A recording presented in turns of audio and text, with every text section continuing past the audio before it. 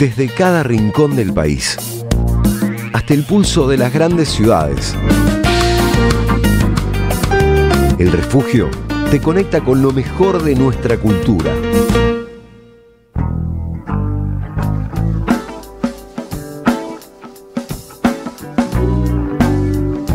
Bienvenidas y bienvenidos, ¿cómo les va? ¿Cómo están ustedes? Aquí comienza El Refugio, está toda la patota, como digo siempre, están todos allí ubicados para acompañarnos, porque es muy difícil hacer radio streaming si no tenés un excelente equipo como tiene esta radio.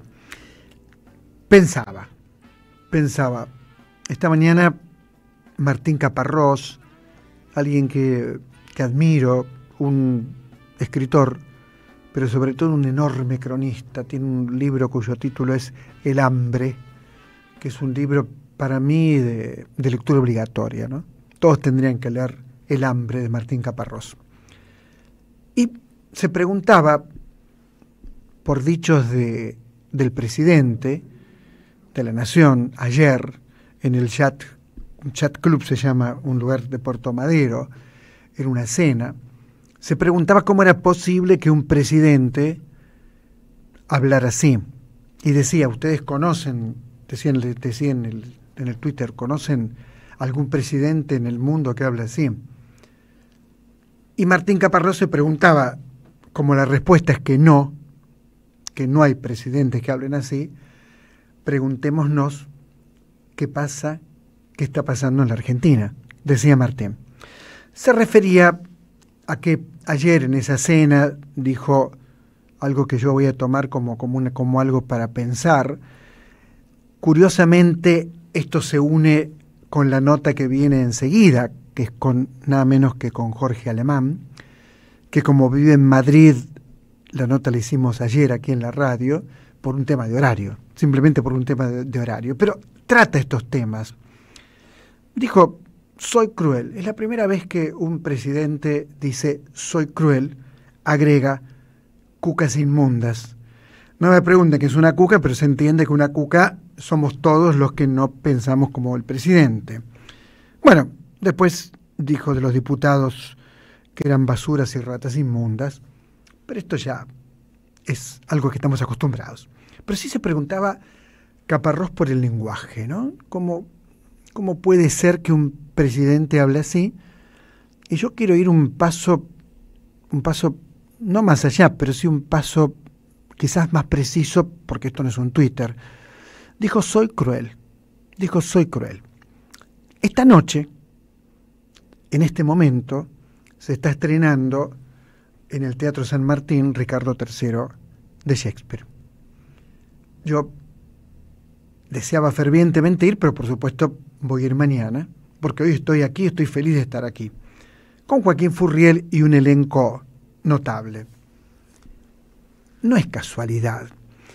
Obviamente, alguien que se autodefine como soy cruel, seguramente desconoce qué significa en lo profundo ser cruel. Shakespeare no lo desconocía. Ricardo III es la obra más radical que yo he leído en mi vida sobre la crueldad. La más radical. Obviamente no estoy comparando de ninguna manera a Milei con Ricardo III. Ricardo III es un asesino, Milei no, etcétera, etcétera.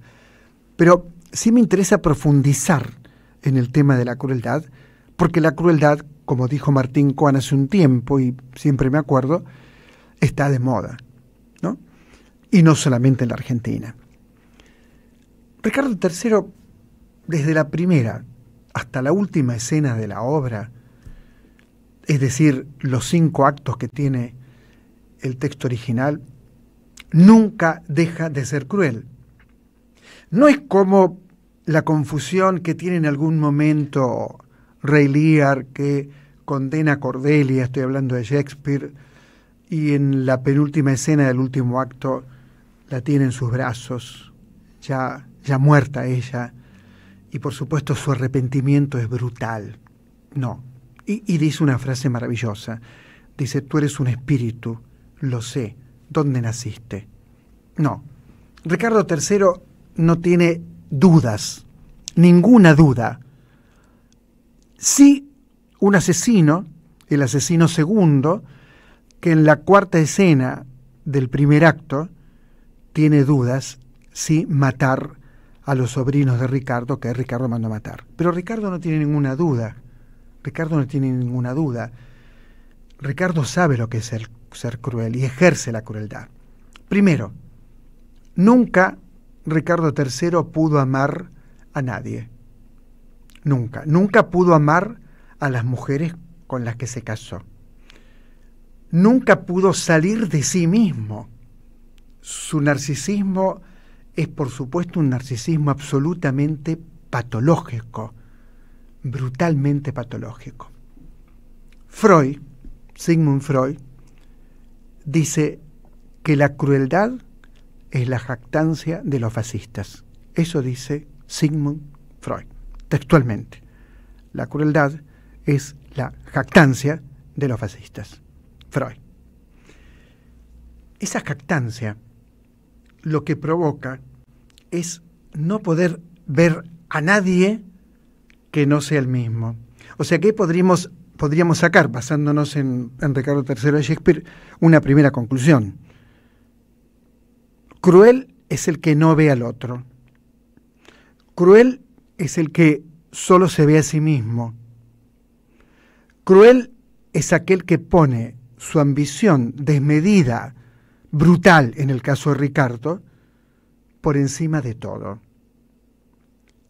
En el caso de Ricardo III, hacia el final, en el último acto, aparecen todos los que él mató, como en Macbeth también aparecen los fantasmas de los que mató. Claro, porque hay una zona de la propia psiquis, de la propia intimidad, donde va a volver como fantasma aquello que convertí en objeto de mi crueldad. Va a volver como fantasma. Y Shakespeare lo sabe, por supuesto. ¿Cómo termina Ricardo III? Ustedes saben cómo termina, casi todos saben, casi todos sabemos cómo termina. Un caballo, mi reino por un caballo. Termina absolutamente solo, absolutamente desesperado, totalmente desesperado, con una angustia insoportable por todo lo que ha hecho, por todo lo que ha cometido. Pero lo principal y lo esencial es que nunca pudo ver que además de él, los otros, como diría Levinas, el gran filósofo judío, tienen rostro. Él no pudo ver el rostro de nadie.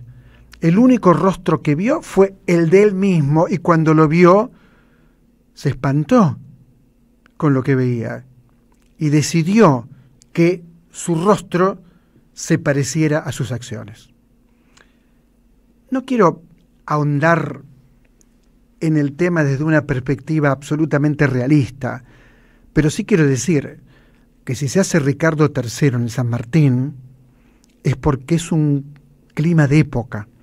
Si Incidente en Vichy de Arthur Miller se hace en el espacio Callejón, es porque hay un clima de época que sostiene que esas representaciones tengan en el receptor, en el público, en el espectador, tengan una potencia.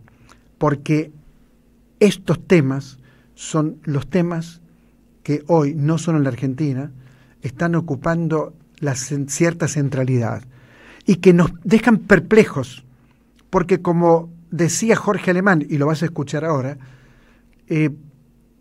es absolutamente inédito ese tipo de goce, porque es un goce, porque es un goce vinculado, claro está, como todo goce, con la pulsión de muerte. En el caso de Ricardo III, todo es pulsión de muerte.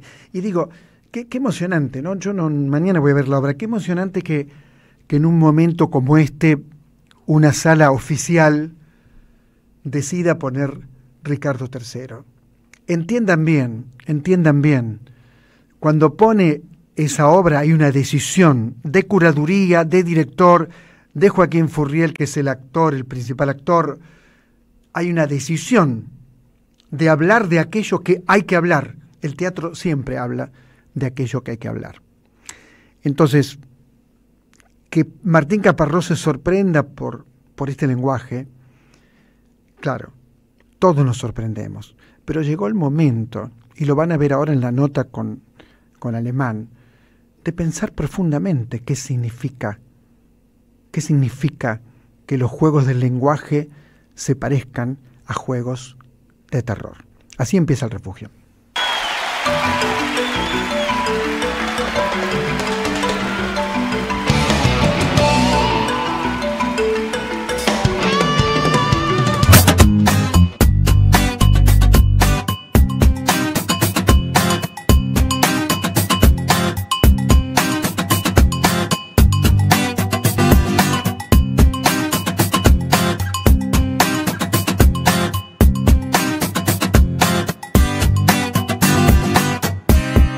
Somos Radio AM530. Construimos comunidad. Buscamos la verdad siempre.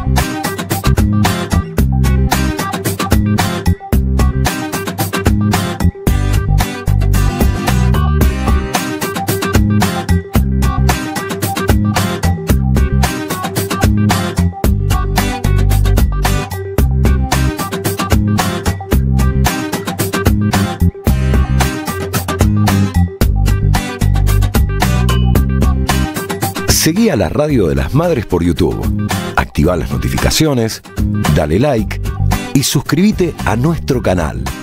Somos Radio AM530. Construimos comunidad.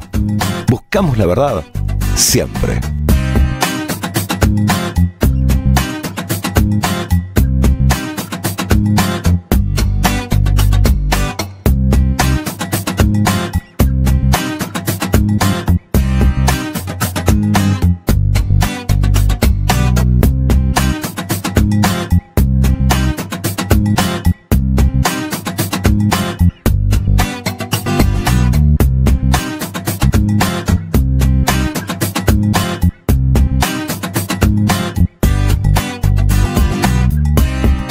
Somos Radio AM530. Construimos comunidad. Buscamos la verdad siempre.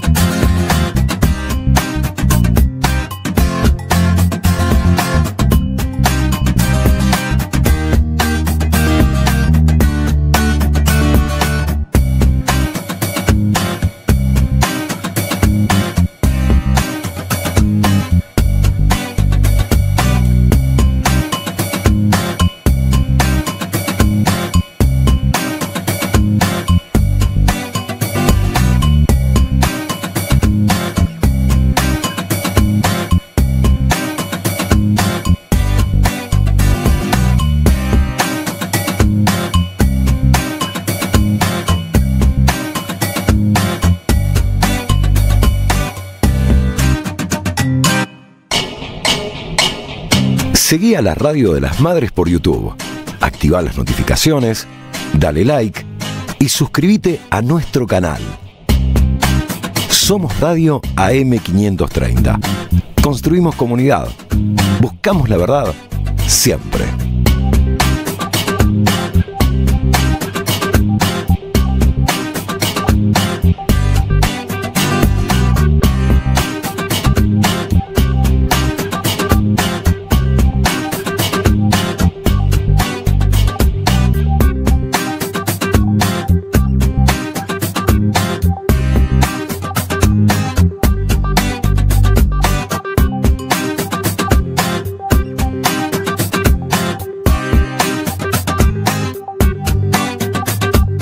Seguí a la Radio de las Madres por YouTube, activa las notificaciones, dale like y suscríbete a nuestro canal. Somos Radio AM530. Construimos comunidad. Buscamos la verdad siempre.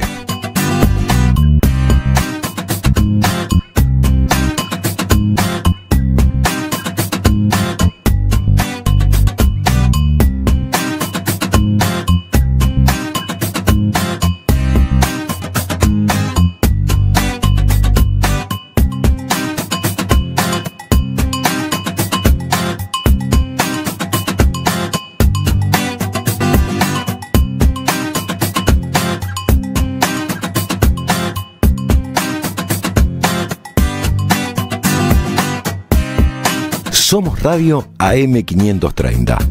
Construimos comunidad. Buscamos la verdad siempre.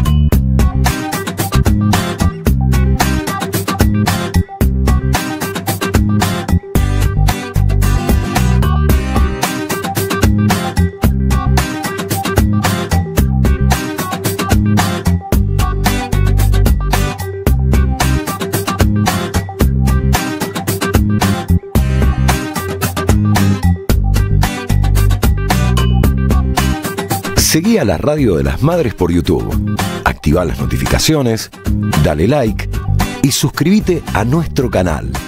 Somos Radio AM530. Construimos comunidad. Buscamos la verdad siempre.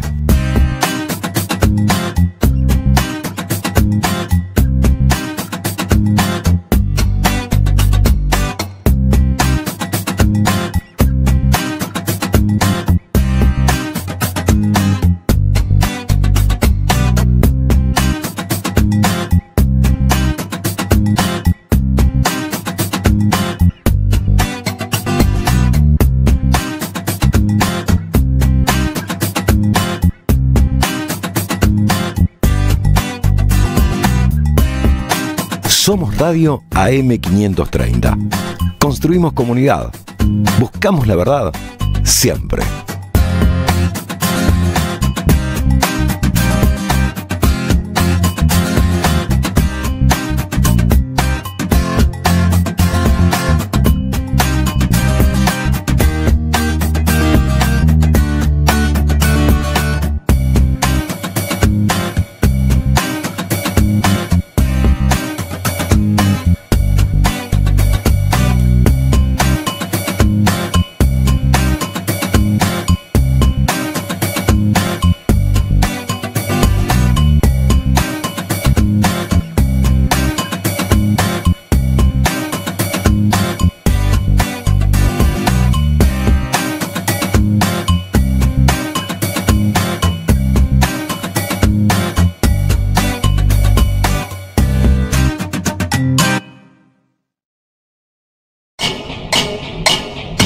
Seguí a la Radio de las Madres por YouTube. Activa las notificaciones, dale like y suscríbete a nuestro canal. Somos Radio AM530. Construimos comunidad. Buscamos la verdad siempre. Sí, pero los intereses de los seres humanos no son solamente los económicos. Hay intereses más vinculados también, o también vinculados a sus pulsiones. Y la ultraderecha ha cabalgado sobre la pulsión de muerte y ha trabajado muchísimo ese aspecto. Sabe muy bien que el ser humano, como dice Freud en El malestar en la cultura, está constitutivamente estructurado para la infelicidad y para dañar. Es decir, el planteo la izquierda tuvo ahí un planteo inverso al de Freud. Freud decía, los seres humanos no quieren su felicidad y quieren hacer daño. ¿Cómo encontramos una forma para frenar esto. En cambio, hubo muchos sectores de la izquierda que es los seres humanos quieren lo humano, la humanidad, el bien común. No, no fue así. No fue así. Y la derecha, este aspecto, la ultraderecha, mejor dicho, lo desplegó, lo desarrolló. Dijo, bueno, no, tienen todos ganas de insultar. A mí me sigue sorprendiendo. Por ejemplo, yo escribo en un periódico donde solo pueden comentar mis artículos los suscriptores. Y me insultan. Y digo, qué curioso, este señor ha pagado su suscripción para insultarme. Entonces es evidente que hay algo que, como has dicho en tus ejemplos bárbaros que conozco, ¿no? Ya no es necesario velar, ya no es necesario, hay una legitimación del odio y del desprecio que es una carta política importante. Saben muy bien que eso es una llamada a identificarse a eso, que eso no va a ser repudiado. ¿Qué lugar cumplen las redes en esto? Clave. Sería Claro. imposible esto sin las redes. Claro. Todo esto que ofrecieron las redes, el anonimato, la capacidad de poder realizar esto sin que nadie te haga responsable, el asunto de eximirte de toda autoría y de poder, y además va a llegar todavía mucho más lejos dentro de poco cuando ya muestre todo su alcance la inteligencia artificial. Pero por supuesto las redes fueron sería inconcebible la ultraderecha actual sin las redes. Claro. ¿Podría ocurrir que el capitalismo no necesita más de la democracia? Es lo que está pasando, ¿no? Claro. O fíjate, hoy por ejemplo, Trump obligó a toda Europa a gastar el 5% en la OTAN. Estos son recortes y recortes. Sánchez se ha opuesto, pero Sánchez ya está acorralado. Y lo amenazó. Y los propios líderes europeos lo han dejado a un costado. Y el propio Trump lo ha amenazado, como si fuera un matón del barrio, como si diciendo, bueno, van a terminar pagando mucho más, ya vamos a ver lo que hacemos. Esto No, algo... nada el otro que ver con los escenarios. Días pasados dijo que todavía no lo iba a matar a no sé qué dirigente iraní. Que bueno, no estoy pensando en matarlo ahora. Yo no lo podía creer. Claro. O sea, Claro, porque ahí está la otra clave, Osvaldo. Los organismos de regulación han dejado de existir. Claro. No hay ninguna instancia reguladora. En cuanto a tu pregunta sobre el vínculo entre capitalismo y la democracia, lo primero que hay que poner en la escena es la desaparición efectiva de todas las instancias reguladoras que habían más o menos funcionado hasta ahora. Ahora, cuando vemos que Trump gana, no sé si cómodamente, pero casi cómodamente, una elección crucial para el mundo, no para los Estados Unidos únicamente, es evidente que ha habido una colonización de la subjetividad descomunal. ¿Cómo ocurrió esto? Sí, no solamente voy a ser un poco más polémico en esto.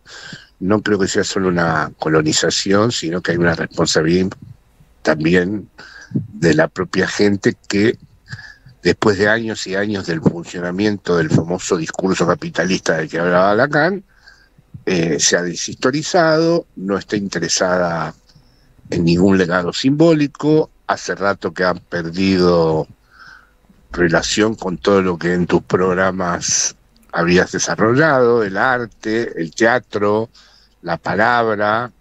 Hay un sector importante que solo piensa en verdaderamente cómo alcanzar ciertas satisfacciones que además no están garantizadas en ningún lado y que a veces se hacen a costa de destruir a otros. Que por suerte todavía no es toda la población así, y que cada vez surgen posiciones más críticas con respecto a eso. Bueno, es lo que nos dice que nunca está del todo, que no hay ninguna realidad que se pueda, digamos, cumplir de manera absoluta, ¿no? Que siempre hay alguna contingencia que abre una brecha. pero es verdad que hay muchísima gente, acá también, el otro día Esperanza Aguirre, expresidenta de la Comunidad de Madrid, dijo, lo que necesitamos aquí es un Milei. Y el tipo de relaciones exteriores de Israel, con respecto al ataque a Irán, dijo, viva la libertad, carajo. O sea que... Sí. Nombraste a Lacan el discurso capitalista. Para quien está escuchando en este momento el programa, ¿qué dijo o qué dice, porque sigue diciendo, obviamente, aunque haya muerto en 1981, qué dice Lacan del discurso capitalista? Bueno, Lacan decía que el capitalismo iba a llegar a un momento en donde prácticamente iba a destruir las autoridades que procedían del orden simbólico, las autoridades simbólicas, digamos. Claro. Todo lo que estamos nosotros hablando ahora, el respeto por determinadas figuras del saber o del arte o de la palabra o incluso de la religión, digamos, ¿no? Uh-huh. Y que iba a solamente funcionar de acuerdo a determinadas presiones procedentes de las exigencias instintivas, dirían los traductores de España de antes, pulsionales, dirían los actuales psicoanalistas. Y que que dicho discurso iba a tener una gran capacidad de transmisión porque no iba a estar confrontado a ningún otro, y es lo que ha pasado, Baldo. No tenemos una alternativa al capitalismo. Claro. No la podemos nombrar. No hay forma que uno pueda decir, bueno, no, pero en lugar del capitalismo está el socialismo. No. Por ahora ese lugar ha quedado vacío. ¿Cómo? De hecho, lo que estamos... Sí, te escucho. No, de hecho, en lo que pensamos siempre es en un efecto paliativo, en tratar de aminorar las cosas horribles que tiene, pero gran parte del debacle de la izquierda en Europa y de los movimientos nacionales y populares en América Latina están en relación a que no se ofrecen alternativas. Los procesos de concentración de la riqueza son ilimitados. Hoy Jeff Bezos para su boda directamente alquiló Venecia. Sí. ¿Qué te parece? Increíble, me parece increíble, realmente increíble. Increíble. Alquiló Venecia, que era como el lugar... Y tenés al otro muchacho, Elon Musk, ¿no es cierto? Digo... Sí. Curiosamente son todos lectores en su adolescencia de libros de ciencia ficción, ¿no? Uh-huh. Elon Musk mandó al espacio los 3 tomos de Asimov, de Fundación, y bueno, son muchachos, eran unos nerds de adolescentes que tejieron su fantasma con los libros de ciencia ficción. Y es lo que están tratando de realizar, ¿no? Uh-huh. ¿Cómo respira en este clima, mirá la palabra que utilicé, cómo respira el psicoanálisis en este clima presente y bueno, y a lo mejor posible futuro? ¿Qué pensás vos con toda tu trayectoria? Bueno, en culturas como la Argentina, el psicoanálisis siempre, eso ya nos daría para otro programa. El psicoanálisis siempre tiene su razón de ser, digamos. En la cultura argentina, en los sectores medios urbanos, la figura del analista sigue siendo una figura cotidiana, una figura clave.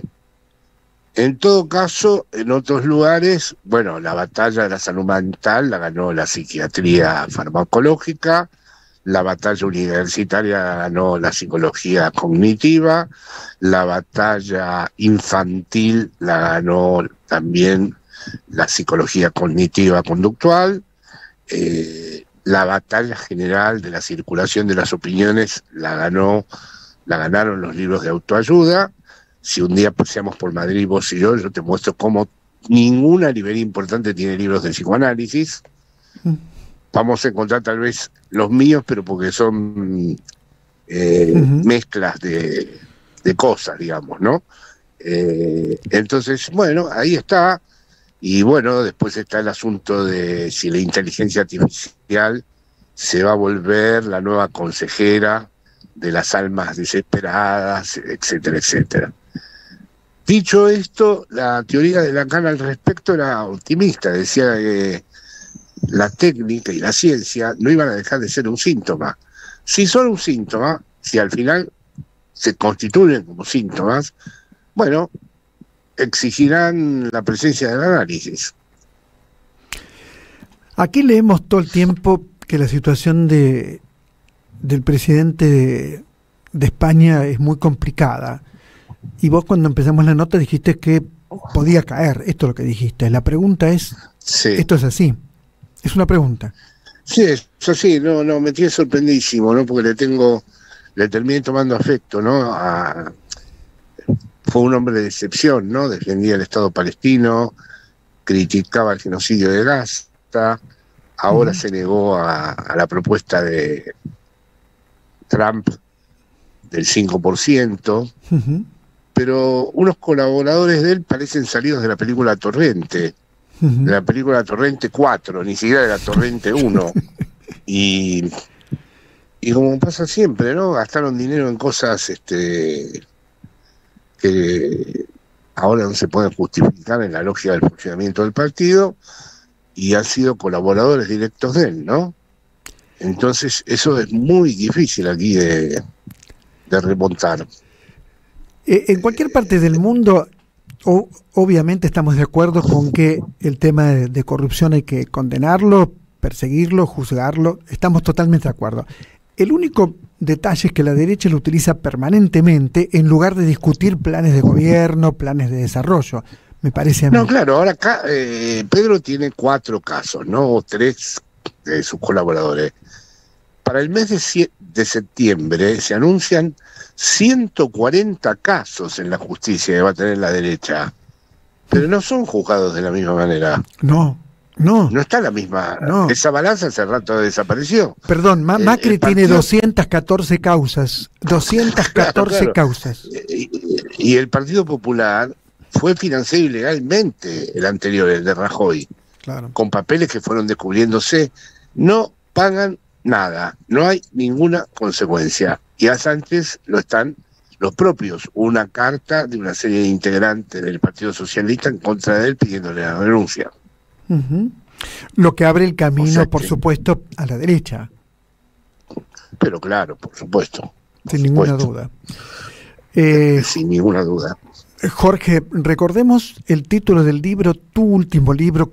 ¿Cuándo lo podremos leer aquí en Buenos Aires? Mira, hay 2 libros. Hay un libro que acaba de salir en Buenos Aires, que es un libro de conversaciones. Digo conversaciones y no entrevistas, donde converso con Íñigo Rejón, Grabois, Iglesias, Chantal Mouffe, Bifo Berardi, Axel Kicillof, bueno, en fin.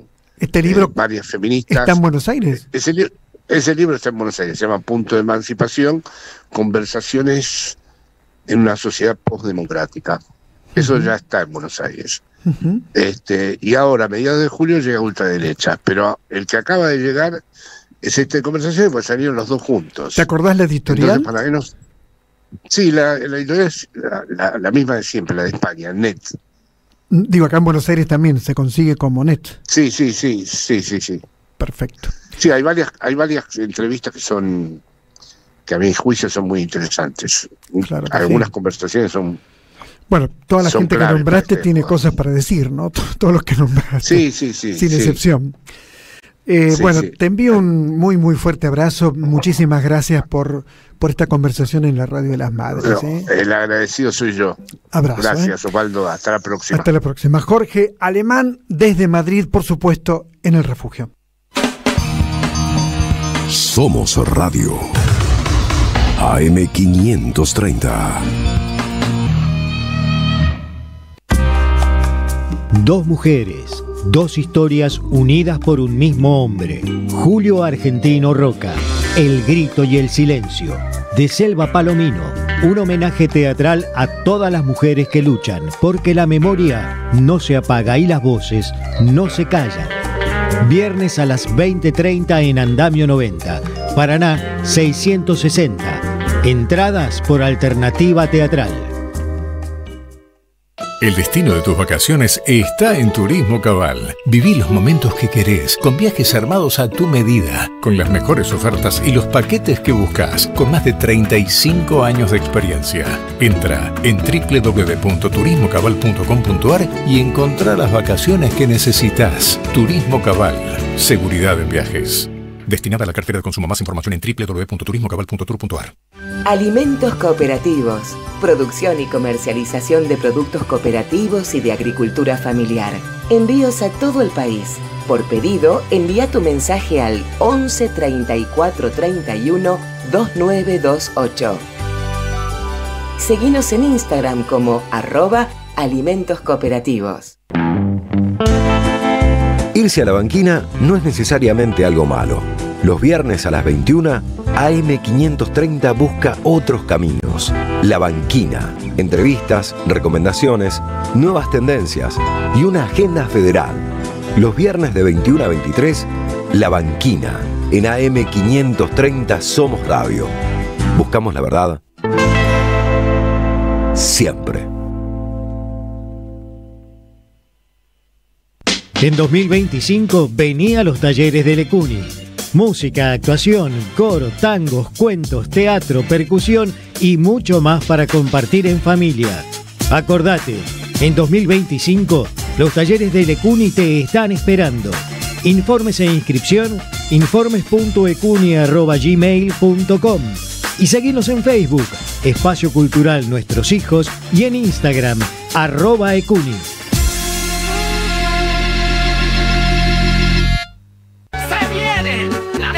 Inteligencia artificial. Si crees que en la causa vialidad hay 14 toneladas de pruebas. Si confías en el INDEC y crees que la inflación es 1,5. Cuidado, porque si te pasa algo de eso, vos podés ser víctima de la desinteligencia artificial. Para resistir esta realidad, te espero el sábado 28 en el Alambique. Las entradas por alternativa teatral o al 11 35 90 57 45. Sábado 28, el Alambique. 90 minutos de risas que hacen bien. Desinteligencia artificial. Con Adrián Stoppelman. Entradas por alternativa teatral. Seguí a la Cámara de Diputados de la Provincia de Buenos Aires a través de sus redes sociales y entérate de todas las actividades legislativas en Instagram y Facebook como @diputadosBA y en Twitter como HCDiputadosBA. AM530 Somos Radio. Buscamos la verdad siempre.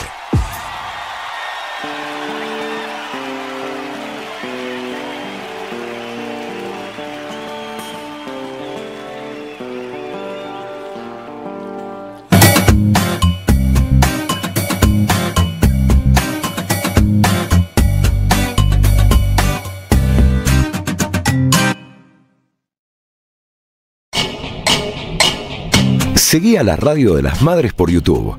Activá las notificaciones, dale like y suscríbete a nuestro canal. Somos Radio AM530. Construimos comunidad. Buscamos la verdad siempre.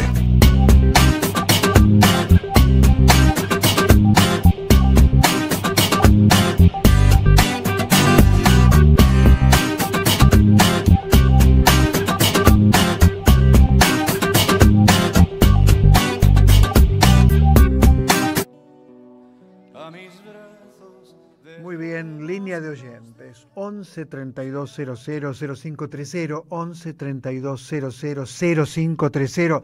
Ahí está la pantalla de nuevo, ¿no? Ahí estamos de nuevo en el streaming, porque bueno, como Jorge, nuestro amigo Jorge Alemán estaba en Madrid, bueno, aparecieron 2 fotos, ¿no?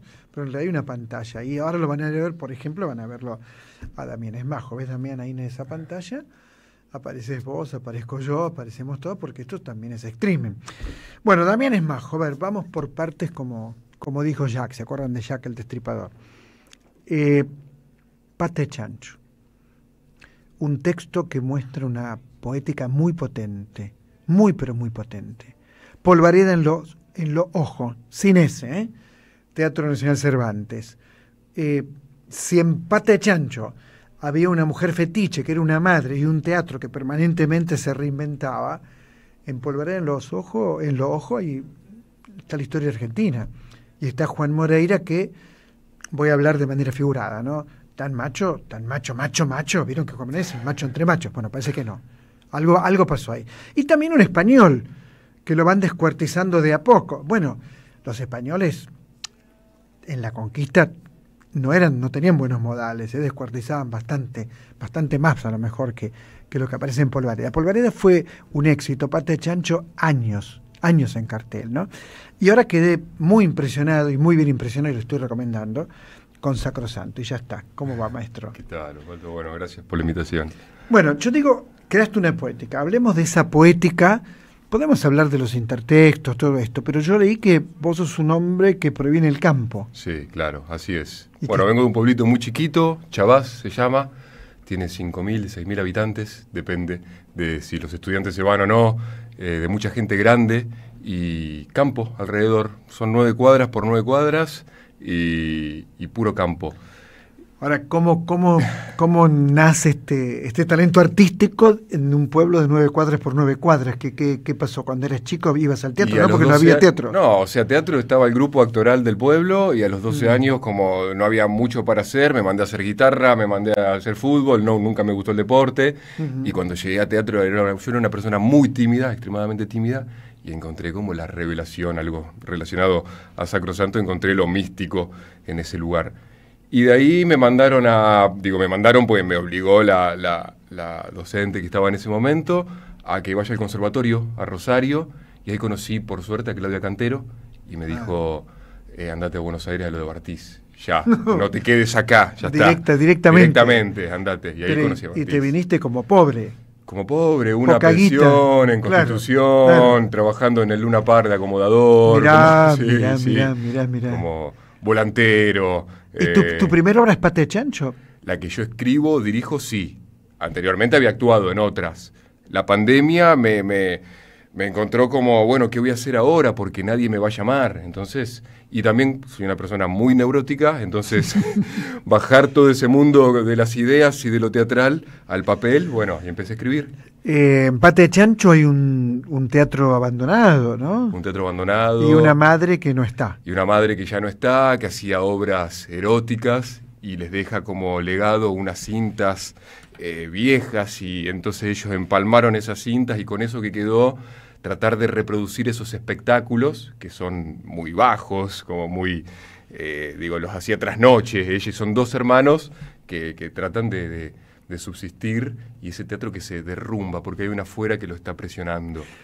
Estos 2 hermanos me recordaron las crías de Jean Genet. Bueno, claro. ¿No? Sí, ese claro. Juego poniéndose, medio perverso. Claro, medio perverso, poniéndose la ropa de la madre, digo las hermanas en las criadas, ¿no? Sí, como el teatro adentro del teatro, muy cliché, que se hizo mucho. También una puesta en abismo. Totalmente, claro, sí, y digo que hay algo de eso del teatro, dentro del teatro, que te permite como el juego con qué es real, qué es mentira, como hay algo de eso que a mí me resulta muy interesante en todas las obras. ¿Pero esto está pasando o no? Esto, en Sacro, trayéndolo, fue un espectador y dijo, pero ¿era una visión de la luz mala cuando entra o era real? Como hay algo de eso, como permite ese juego de... Vamos a llegar a Sacrosanto porque es la obra que yo tengo mucho interés en que vean, ¿no es cierto? Quiero recomendarla. Polvareda en los ojos es una gran producción en el Teatro Nacional Cervantes. Impresionante, Impresionante la producción. Esta no la dirigiste vos, Polvareda. No, esa la dirigió Ana Lucía Rodríguez. Yo la escribí y yo decidí que lo dirija a otra persona porque quería actuarlo, y como Pata de Chancho fue muy tedioso el trabajo. Tuve que filmarme, me acompañó mucho Gonzalo Carmona, que estaba en ese momento actuando, ahora está Leo Martínez, pero fue muy duro el trabajo de poder... Creo que solo Pompeyo puede hacerlo con la habitación, que lo vi justo el domingo de vuelta. Gran amigo Pompeyo. Es muy complejo autodirigirse y crear desde afuera y desde adentro. Entonces decidí que lo dirija Ana Lucía, y bueno, y por suerte toda esa producción del Cervantes, enorme. Enorme. Y pensaba también, bueno, cómo nace el tema, ¿no? Porque en el tema está la conquista, está el delirio, está el cuestionamiento, no el cuestionamiento, sino el derrumbe del mito de Juan Moreira. Sí, claro. A mí me pasó algo muy loco, soy muy fanático de una excursión a los indios Ranqueles. De Mansilla. Entonces me estimulaba a hacer algo con eso, como si fuese una obra de aventura. Y ahí también, que siempre está, al igual que Osvaldo Lamborghini, Coppi y La sombra de Wenceslao. Claro. Entonces dije, che, acá tengo todo, acá está todo está puro estímulo. Coppi presente. Claro, digo, Coppi en esta vorágine que están todas mis obras, como algo de la velocidad constante, y sobre todo en Polvareda había algo de los actos muy cortitos. Eran 23 actos que duraban 10 minutos cada uno, más o menos, y se iban hilando hasta que se armaba la tragedia final. Y había algo de eso que me interesaba, como de la mezcla de esos mundos. En Polvareda había también algo cómico, porque, todo el tiempo. Digamos, si vos un borde con la parodia también, claro, ¿viste? Digo, si vos descuartizás a alguien, bueno, no es cómico, bueno, acá sí. Sí. Porque aparecías con un brazo menos, con una pierna menos, es que y yo creo te causaba casi gracia. Sí, cuando torcés el lenguaje, cuando vas más allá, eso se torna grotesco. Hay algo de que eso trágico pasa a ser grotesco. No hay forma de que no genere gracia. Claro, porque sigue vivo, además. Porque sigue el vivo, español digo, sigue es vivo. imposible también que siga vivo, digo, si hubiese desangrado en la realidad. Y además Moreira, vos pensás en Moreira, pensá en la película de Fabio, cómo muere en la pared, cómo lo clavan y sigue vivo y peleando. Y aquí, bueno, tiene otras opciones sexuales. Medio, también, claro, medio pichoncito. Otras orientaciones tiene, ¿no? Y el estupor de los otros gauchos. Sí, ¿no? claro. ¿no? Ahí también, con lo de Moreira, me pasó que también me estimulaba mucho, hablando de esto de la intertextualidad, de lo de Borges, de generarle un nuevo recorrido a Moreira, una nueva historia, mi propio Moreira, como La noche de los dones, ¿viste? Algo de eso dije, che, no por compararlo, pero digo, che, qué estimulante poder ¿por qué no? Tomar un mito, ¿por qué no? Bueno, lo hace Martín Coan en Los cautivos. Claro. Lo hace con Martín Fierro y Cruz. Claro. Digo, ¿por qué Cruz salva a Martín Fierro? Una pregunta que hay que hacerse. Bueno, Martín le da un vuelo interesante, ¿no? También por el lado de lo sexual, ¿no? Pero muy interesante. Sacrosanto. ¿Qué días está en cartel? Estamos los sábados a partir del 5 de julio, estábamos los domingos antes, ahora pasamos a los sábados a las 18 horas en el Teatro El Excéntrico de la 18, y ese sábado coincide que estamos dentro del Festival Entrá por el INT, un poco por luchando por la derogación de este decreto de esta nueva locura, ¿no? De esta locura y de estas políticas de atentar contra el Instituto de Teatro, es lo que estamos hablando. Esto atroz que está pasando, entonces, y la entrada es a la gorra en esa función, entonces está buenísimo apoyar a todas esas obras que pertenecemos al festival. Repitamos, sábado 5 de julio, sábado 5 de 6 julio. de la tarde, 18 horas. Sí. Se reserva por alternativa teatral, ya se pueden ir reservando, se van a agotar rápido porque como es a la gorra, entonces medio aprovechar. Sacrosanto. Sí. Bueno, no quiero contar Sacrosanto porque quiero que la veas, ¿no? Pero sí decirte que no hay que pretender en el terreno del arte entender todo. Te voy a decir algo exagerado, pero lo pienso, ¿eh? Lo pensaba Goethe, no yo, que era un poquito más importante que yo, ¿no? Si entendés todo es malo. Yo creo firmemente en eso. ¿Se entiende todo un cuento de Borges? ¿Entendés todo? ¿Te queda claro? Sur, por ejemplo, si se golpeó la cabeza y después todo lo que sigue es verdad o no es verdad. Digo, ¿se entiende todo? No. Entonces, no busques un realismo, busca otra cosa, busca otra poética, como por ejemplo... Para mí, fundamental en Sacrosanto, la de la actuación. Claro. Yo creo que, es ir a ver actuación plena y actuación buena, y no porque la haga yo, sino porque son esas dos actrices que son Mirta Bolassarian y Micaela Rey y Leo Martínez, el actor, en donde, es un torbellino, es como en un momento donde yo siento que estamos en una época un poco más lavada, este tipo de actuación reconecta con algo más histórico, con algo nuestro que es el grotesco, la farsa, el circo criollo. El nacimiento de nuestro teatro, claro, las corrientes más importantes de nuestro teatro. Totalmente, claro, y yo creo que toca esas fibras, ese tipo de actuación. Y es muy estimulante ir a verlas y a verlo, más allá del relato, generó un propio relato esta actuación y creo que es más fuerte que el relato mismo. ¿por qué Hipólita es la santita, ¿no? ¿Por qué perdió el poder Hipólita? Ya no es milagrosa, era milagrosa. Sí. Nosotros tenemos una hipótesis que era una niña milagrosa. Entonces cuando empezó a crecer, fue perdiéndolo. Y yo cuando lo hablábamos con Micaela, que es la actriz, yo le decía, bueno, pensemos en estas personas que tuvieron todo y ya no lo tienen más, como algo de eso. Como que se trata de unir con...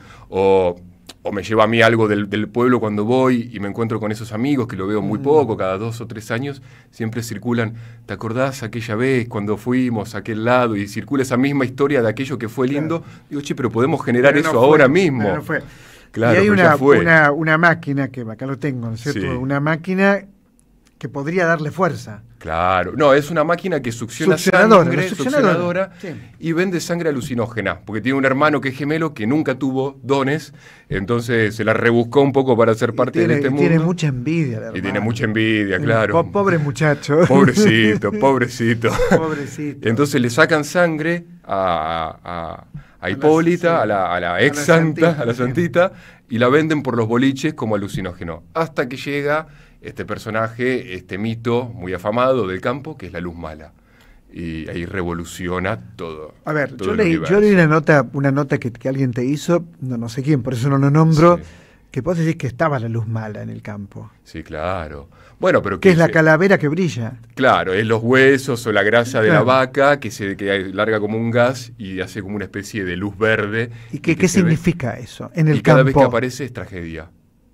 Entonces yo dije, che, esto es fenomenal. Pero vos viste la luz mala y mi viejo lo vio, por ejemplo. Pero está bien tu viejo. Claro, mi viejo está bien, Mandamos sí. Un saludo. Pero eso circula, claro, que también es el creador de los objetos, mi padre.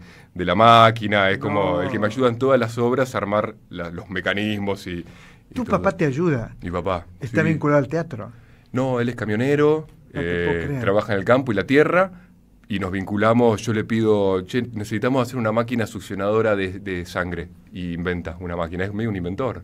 No te puedo creer, pero qué amor al hijo, ¿no? Porque eso es amor al hijo. Sí, totalmente. ¿Y ves tus obras? No las ves. Solamente Polvareda. Pero Polvareda la vio. La vio, porque era el Cervantes y bueno, era todo un... Y bueno, la vio. La vio. Ya eso es mucho. Ya es mucho, la vio. Sí. La vio. Sí. ¿Qué maestros tuviste, Bartiz? Bartiz, Pompeyo, Mirta, Bogdasarian, que tengo el placer de que esté actuando ahora en una obra mía. Son todos primera. Sí, Pompeyo estuvo en nuestro primer programa en esta radio, estuvo Pompeyo Oliver, un amigo. Pompeyo es un genio. Yo me acuerdo que hicimos en el IF, te digo, hicimos porque yo dirigí al IF y él fue con Edipo Ezeiza. Sí, muy bien, Pompeyo. Pero bueno, sobre todo Bartiz es la persona que más he aprendido. ¿Y disfrutás actuando y dirigiendo y escribiendo? Sobre todo actuando. Lo que pasa es que siento que cuando no estoy actuando necesito seguir creando y haciendo... ¿Sacrosanto no actuás? No, esta decidí. En su momento yo había pensado, no era una santa, era un santo. Y iba a hacerlo yo.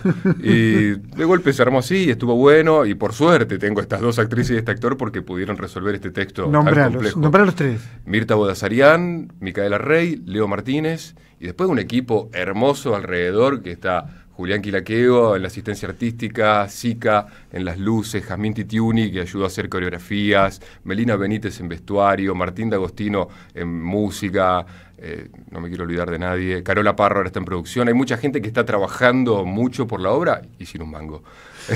Y bueno, entonces, ahí está la fe. Independiente, ahí teatro está independiente, independiente. Bueno, las notas estas, ahora Dani Franco te la manda, así la subís, te digo por qué quiero que la suba, porque quiero que vayan al teatro. Es muy importante que vean la obra, aunque sea para después decir, Quiroga me mandó a ver, no importa, vos andá a verla, para mí es muy bueno lo que hace, realmente muy bueno. Entonces, 5 de julio, 6 de la tarde, 18 horas, Teatro de Cristina Vanegas, el excéntrico de la 18, Lerma... 4:20 y de ahí todos los sábados, o sea, esa función es especial porque es a la gorra. Y después todos los sábados a las 6. Todos los sábados a las 6 de la tarde.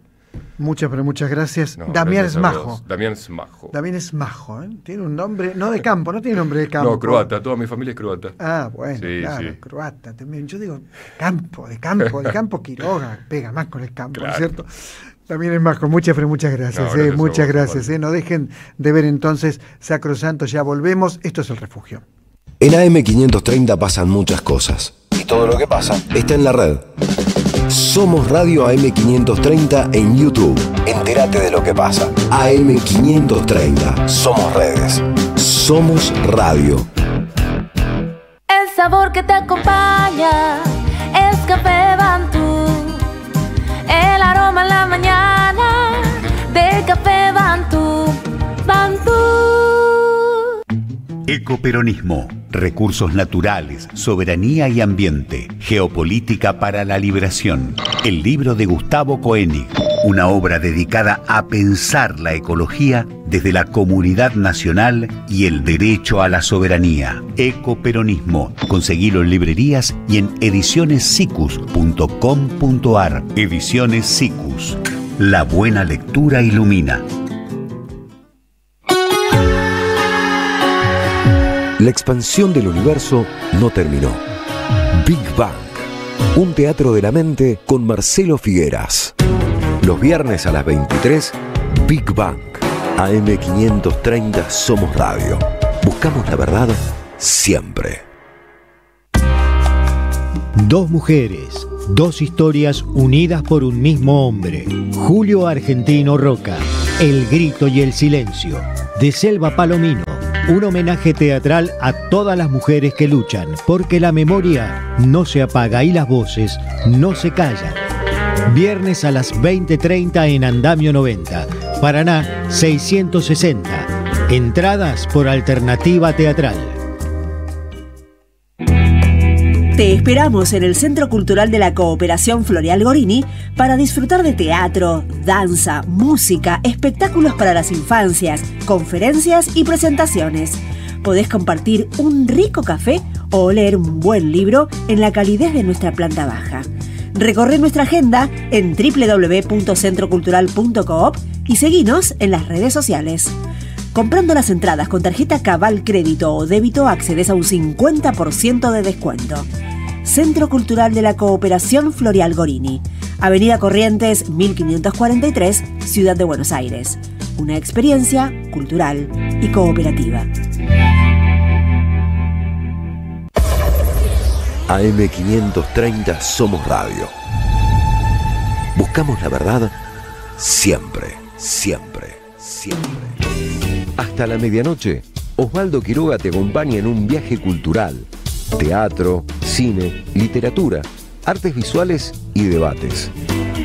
En El Refugio.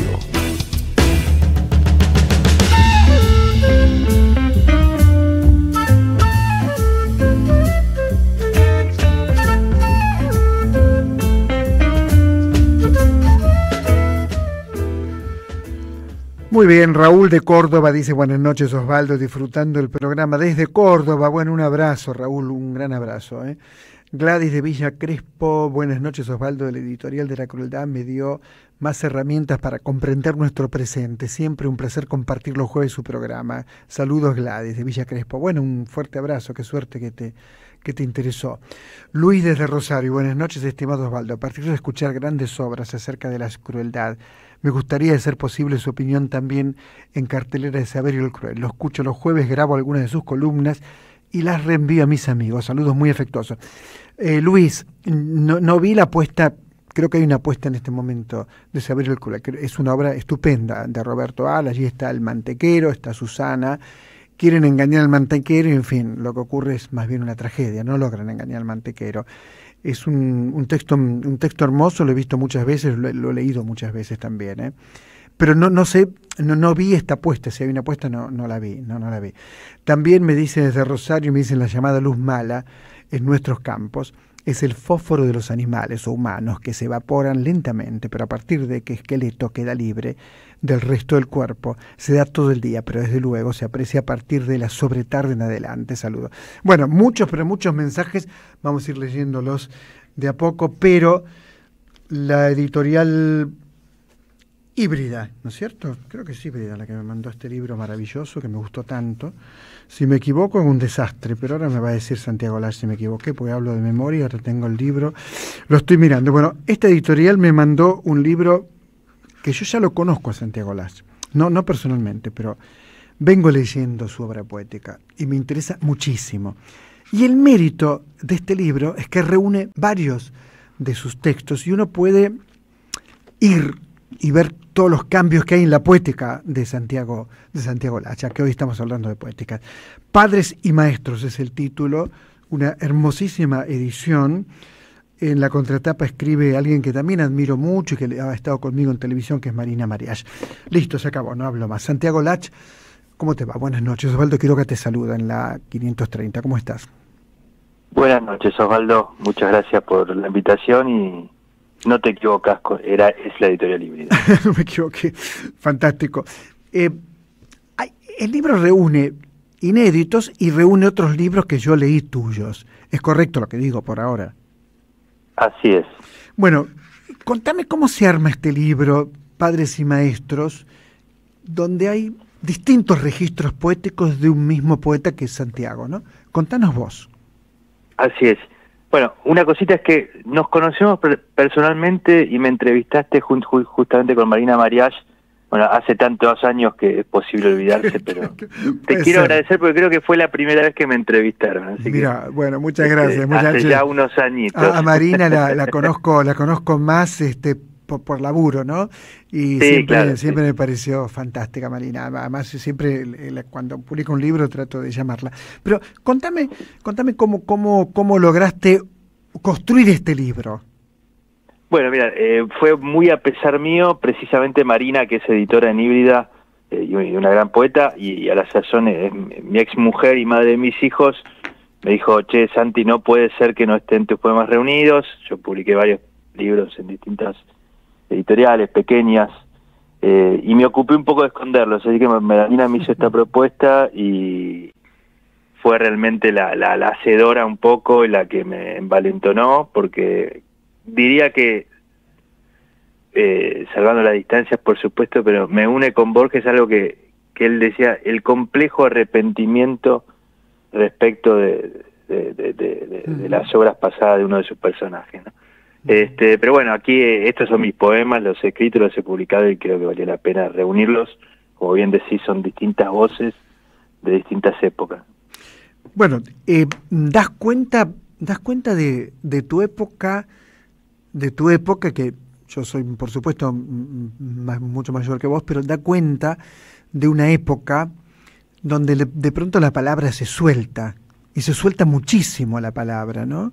En tu caso, y construye cuando se suelta un tono, un estilo, una poética, pero vos en alguna nota hablás de la permanente inmadurez, ¿no? Como convertís a la palabra inmadurez, la convertís en algo bueno, ¿no? Yo creo que es algo bueno la inmadurez, pero lo vinculás con tu trabajo. ¿Cómo es eso?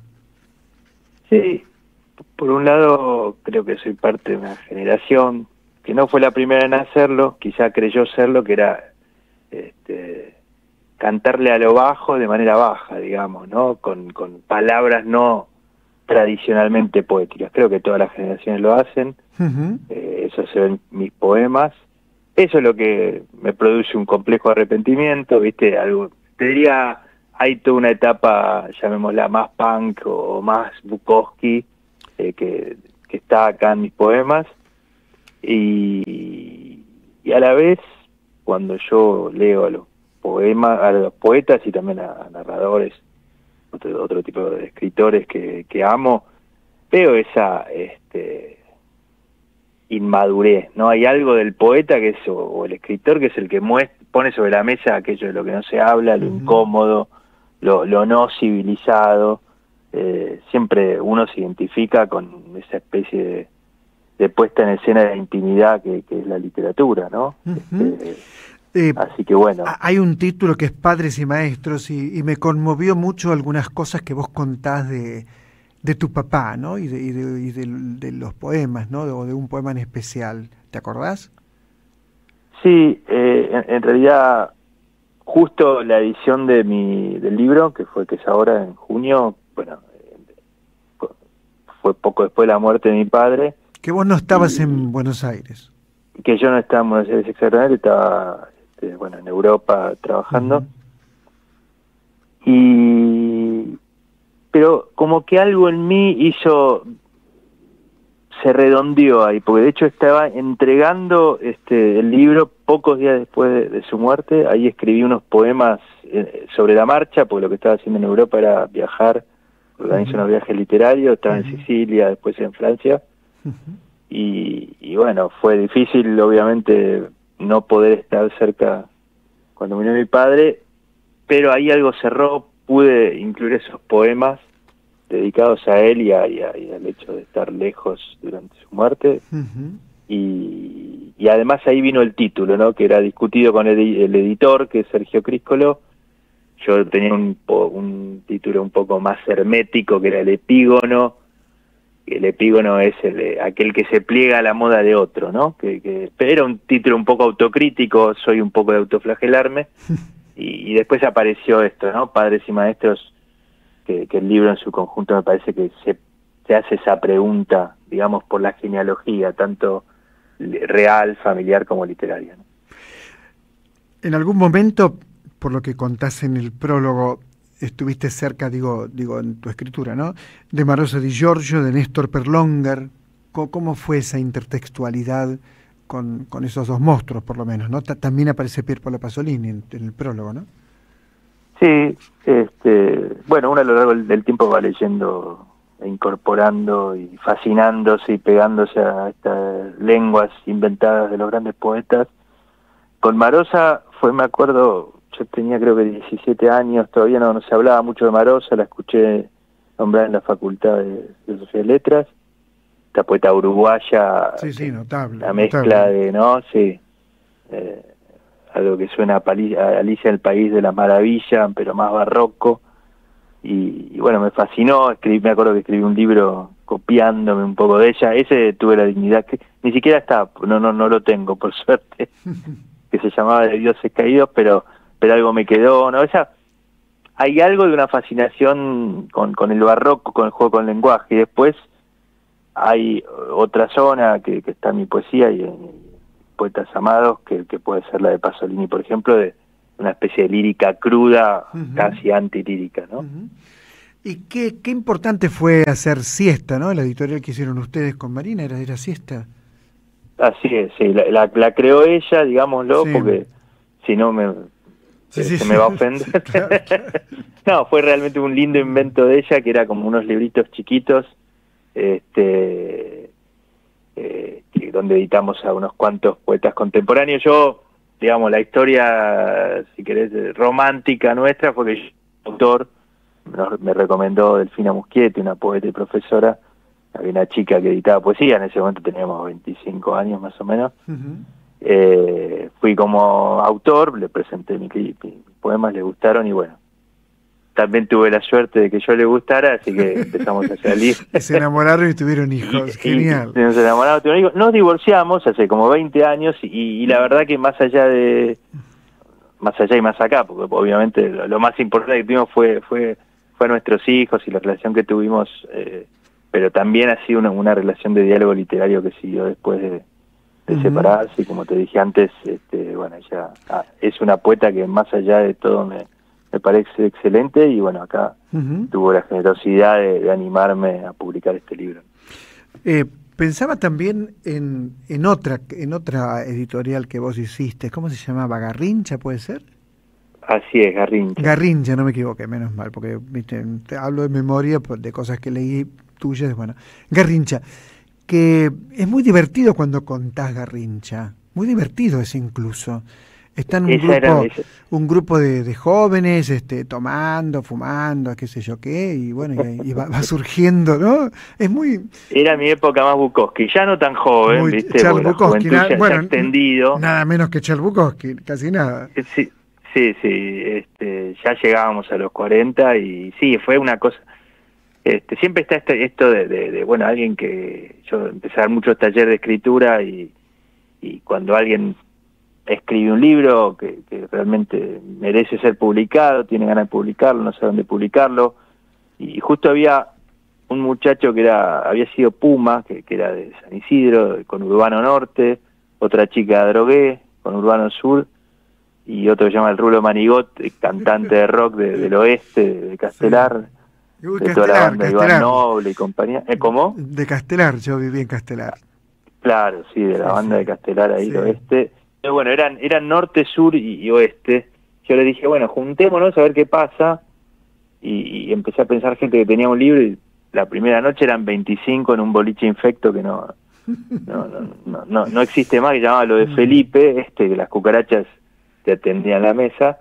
Nos reunimos ahí y surgió así de manera un poco brillante este proyecto que fue lindo, porque publicamos un libro de inédito de Pedro Mairal, uno de Iván, un libro de Iván Noble, el cantante, publicamos unos libros dobles, de un lado uno de Iván Noble, de otro uno de Washington Cucurto, el poeta. Claro, una misma generación casi, ¿no? Washington Cucurto. También, sí. No, sí. Muy similar. Sí. Con Cucurto, sí, gran amigo de misma generación. Sí. Pensaba también en cuando uno lee tus poemas, además de que me parece que a mí me parece que tenés muchísimo talento, pero pensaba, vos das clases, ¿no? Y digo, ¿cómo haces con el tema? Porque la gente, todo el mundo cree que puede escribir un poema, y yo, que soy malo de nacimiento, pienso que no es así, que si no tenés talento no escribas poemas, te lo pido por favor. ¿Qué pensás vos? Claro, ¿qué pensás vos? A ver, qué sé yo, hay algo que es la necesidad de expresarse por escrito, de una manera que no sea la inmediatamente comunicativa y que es válido para cualquier persona, ¿no? Después, claro, pero si vos no sé, empezás un poema diciendo que las estrellas brillan a lo lejos, ya está, dedicate a otra cosa. ¿Cómo es el tema del talento con el poeta? Bueno, muchas veces quizá el talento tiene que ver con darse cuenta de que no hay que escribir literatura, lo que acabas de decir, ¿no? Esto de esquivar la solemnidad, el cliché es lo primero, ¿no? Después el lugar común. Exacto. Después, bueno, viste, buscar una metáfora de algún modo nueva, pero que al mismo tiempo se ancle en la tradición. Bueno, es como un desafío difícil, pero yo no le prohibiría a nadie escribir poesía, ¿viste? No. Que es algo que está bueno habilitar. Es más, esperamos también tus poemas, Osvaldo. No, por favor, no.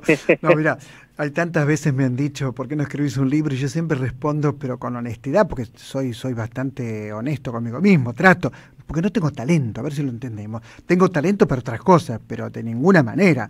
Ahí está la diferencia. Es decir, vos le dedicás un poema a Juan José Saer, por ejemplo, ¿no? Hay una prosa que en todo momento percibís que hay un gran escritor, te guste o no te guste, porque puede no gustarte también, ojo, o Jorge Luis Borges, bueno, cualquiera que nombremos que tenga una poética propia, ¿no? Me parece que si no encontrás eso, me parece a mí que naufragás en lo abundante, ¿no? Viste que las editoriales publican mucho, ¿no? Entonces, bueno, la pregunta, uno dice, qué bueno sería que siempre se publicaran escritores o poetas que tienen una impronta propia, ¿no? Pero bueno, son pensamientos. Sí, es que lo que pasa que, bueno, si uno se mide con esos monstruos, también puede ser paralizante para gente que puede tener un pequeño talento, no te digo un gran talento, pero que vale la pena que circule. Es cierto. Bueno, hay un poema tuyo también con Whitman, no me acuerdo dónde está, lo estoy buscando, pero no lo encuentro. Sí, Whitman. Pero en tus talleres, ¿cómo trabajas el tema de lo poético? O sea, traen sus poemas y los leen. ¿Cómo es tu trabajo? Sé que sos muy buen tallerista. Sí, en realidad la enorme mayoría lee prosa, pero sí la poesía está muy presente. Yo creo que un buen prosista tiene que ser como mínimo un buen lector de poesía, porque la poesía la entiendo como el género que se ocupa más del detalle del lenguaje, de esa sensibilidad hacia el medio que es el lenguaje, y tenerlo en cuenta a la hora de escribir prosa me parece importante. Yo simplemente primero aliento sí a escribir a la gente, y aliento que cada uno desarrolle lo mejor que puede. Y a ver, a mis talleres, yo digo, hay gente que quiere escribir, quiere realmente, que gusta escribir literatura y lo logra y tiene talento y circula. Qué sé yo, ha venido a mi taller Magali Echevarner, siempre que ahora ha circulado muy bien con un premio y todo. Ya fuera desde los 20 años vino a mi taller y de gran talento. Muy bien. Y varios otros. Y hay otros que solamente van porque los martes a la noche les gusta tener su lugar ahí de expresión. Claro. Y no desprecio a los amateurs. Para nada, Casi a veces me parecen los mejores, en el sentido que no van por algo más, solamente por el placer de escribir y expresarse. Y ¿no? de juntarse, claro que sí. Estás contento, ¿no? Con Padres y Maestros, Poemas Reunidos. Es una edición hermosa. ¿Estás contento con eso, no? La verdad que puedo decir que sí. Creo que acá estamos vale viendo la pena tener estos poemas. Ojalá que tengan sus lectores. Va a ir muy bien, sí. va a ir muy bien. Acá estoy viendo la tapa en el streaming, porque esto es radio y streaming a la vez, es todo un complejo estas cosas. Excelente. Estoy viendo la tapa aquí, sale pero muy bien. Te mando un abrazo y recomiendo muy especialmente Padres y Maestros, Poemas Reunidos, de Santiago Lach. Lo publicó Híbrida. Así que lo recomiendo, búsquenlo, cómprenlo, léanlo, en fin. Un abrazo, Santiago, muchas gracias. Un saludo si te la cruzás a Marina, por favor. Gracias, muchas gracias por tu generosa tarea, Osvaldo. Un abrazo. Muy bien, estamos haciendo el refugio. A ver si hoy consigo mandarte mi mensaje, dice Adriana Pérsico. Tanto tu editorial de hoy como la hermosa charla con Jorge Alemán. Un programa para guardar. Gracias, Osvaldo. Un fuerte abrazo. Dice. Muy bien. Pausa. Deja tu mensaje en nuestra línea de oyentes de WhatsApp. 11 3200 0530. Somos Radio AM530. Dos mujeres, dos historias unidas por un mismo hombre. Julio Argentino Roca, El grito y el silencio. De Selva Palomino, un homenaje teatral a todas las mujeres que luchan, porque la memoria no se apaga y las voces no se callan. Viernes a las 20:30 en Andamio 90, Paraná 660. Entradas por Alternativa Teatral. En 2025 venía a los talleres de Lecuni. Música, actuación, coro, tangos, cuentos, teatro, percusión y mucho más para compartir en familia. Acordate, en 2025 los talleres de Lecuni te están esperando.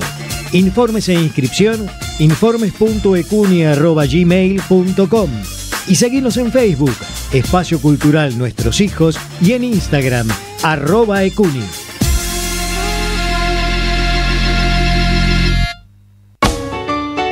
Los fines de semana de la 530 son comunitarios y latinoamericanos. Pablo Ovín y equipo hacen Al Carajo. Sábados y domingos a las 6 de la mañana en Somos Radio, AM530. Construimos comunidad. Buscamos la verdad siempre. El destino de tus vacaciones está en Turismo Cabal. Viví los momentos que querés, con viajes armados a tu medida, con las mejores ofertas y los paquetes que buscas, con más de 35 años de experiencia. Entra en www.turismocabal.com.ar y encontrá las vacaciones que necesitas. Turismo Cabal, seguridad en viajes. Destinada a la cartera de consumo. Más información en www.turismocabal.tour.ar. A las madres, las abrazamos entre todas y todos. No les vengo a hablar de lo mal que nos trata el gobierno. Las madres no esperamos nada de Milei, lo combatimos. No queremos sentarnos a hablar con él ni con nadie que venga de su mano. Pero las madres sí esperamos todo de nuestro pueblo. Seguimos la lucha como ella le hubiera gustado y reclamamos una vez más la solidaridad de todos los que nos quieren. Colaboren, no importa si poco o mucho, lo que puedan. Todo suma, los necesitamos. No se olviden el alias, amigos.madres.plaza. Tu aporte económico es muy importante para seguir creciendo. Defendamos la memoria, un legado cargado de futuro. Súmate a este proyecto colectivo. Construyamos comunidad. AM530 Somos Radio. Buscamos la verdad siempre. Apaguemos los celulares y pongámonos cómodos. Porque en el refugio corremos el telón para charlar de teatro.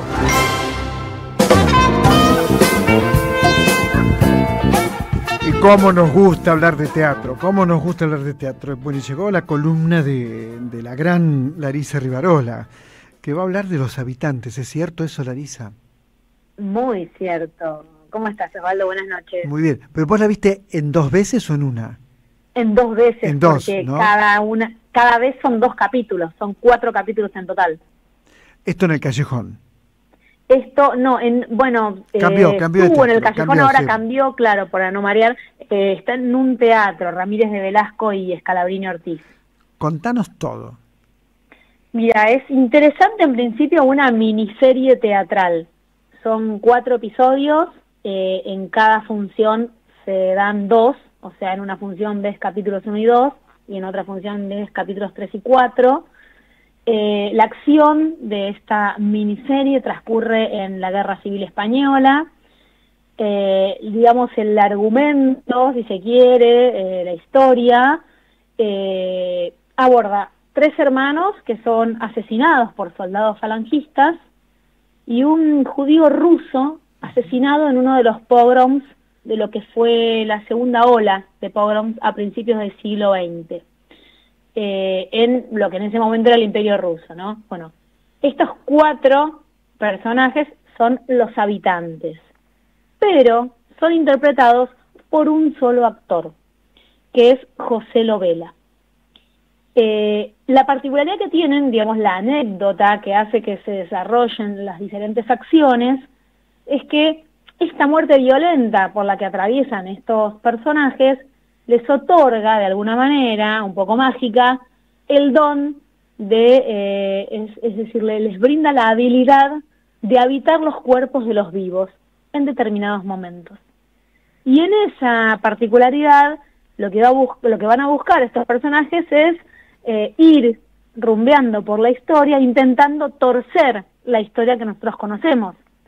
Por ejemplo, salvar a Federico García Lorca, o a Carmen Luna, una militante republicana, feminista, o salvar a Antonio Machado. Por supuesto, todos conocemos el final de cada uno de los personajes.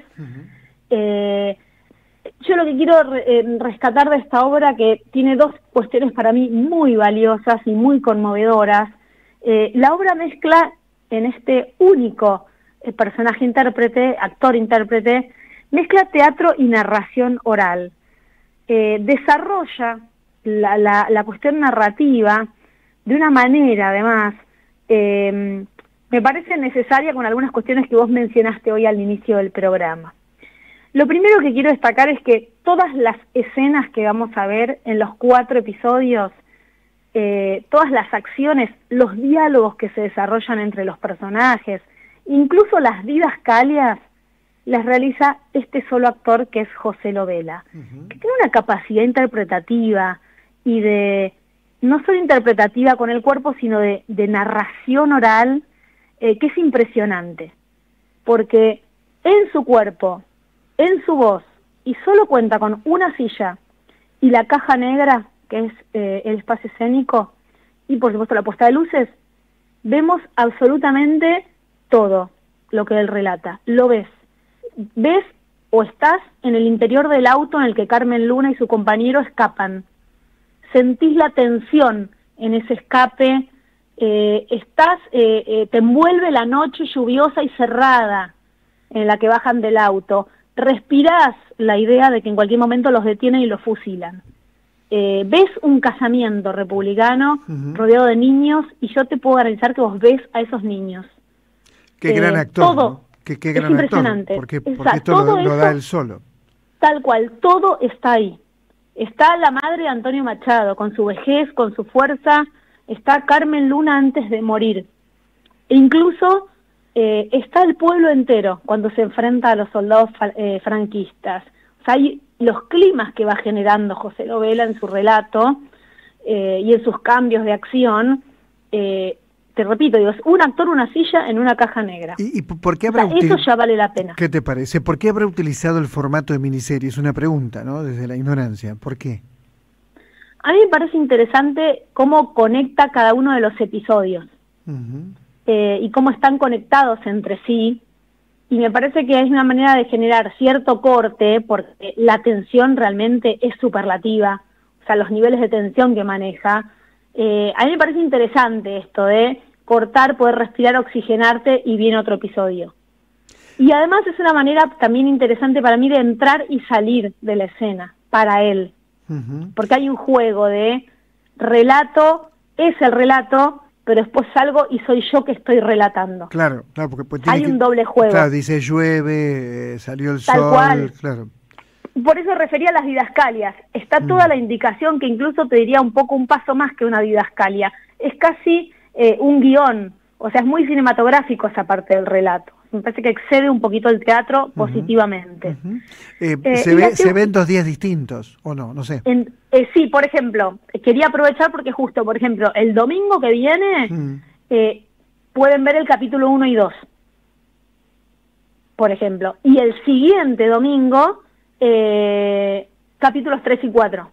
O sea, queda como justo, está bueno. Si van este domingo, para mí es un golazo porque justo vuelve a arrancar capítulo 1 y 2. Y la segunda cuestión que quería marcar, que me parecía también muy conmovedora, esta idea, algo, viste, como mágica, de torcer el rumbo de los acontecimientos, solamente ojalá pudiéramos, ¿no? Claro, digo, esto de que, bueno, solo porque estamos del lado de los buenos, obviamente es imposible, pero me pareció una estrategia muy interesante, como una estrategia narrativa, que permite, me parece, plantear que hay algo que es mucho más valioso que poder torcer el rumbo desde ese pensamiento un poco mágico y casi te diría un poco infantil, que es lo valioso de esos personajes que, a pesar de ese final que nosotros sabemos que tienen, lo dan todo en la lucha. Y en ese darlo todo me parece que cobra centralidad en la obra la organización colectiva que todos transitan, el sentido humanitario en las relaciones humanas que todos establecen entre sí. Me parece que la Guerra Civil Española un poco es una excusa en esta obra, pero para recuperar justamente el valor que tiene el compromiso con la realidad de cada uno y donde cada acción hace una inmensa diferencia, porque si bien el personaje, por ejemplo, de Carmen Luna lucha hasta el final, cae fusilada, pero la acción de ella, el compromiso de ella, es lo que su hija retoma, es como si se dieran la mano y la hija sigue, continúa esa lucha, continúa desde el amor, continúa desde la convicción. A mí me llevó muchísimo a pensar en El Calderón de Pasolini, que es la obra de teatro que él publicó a principios de los 70, más allá de que es una obra que alude a la vida de sueño, aunque cambia la protagonista, porque aquí el protagonista es Rosaura. Bueno, en uno de sus sueños, Rosaura despierta en la España franquista. Y en esa obra de Pasolini, Rosaura funciona como una grieta en el poder, como un resquicio. Y para mí yo pensé en eso con los habitantes. Estos habitantes son un poco la misma metáfora, muy poética, de operar como una grieta en el poder, algo pequeño, en el contexto del horror en el que viven, pero que a la vez es posible horadarlo.